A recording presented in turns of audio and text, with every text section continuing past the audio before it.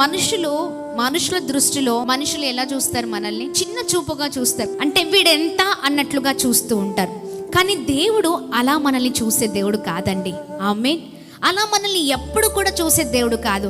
ఆయన దృష్టిలో మనము చాలా విలువైన వారము. చాలాసార్లు అనుకోవచ్చు, నా జీవితం ఇంతేనండి.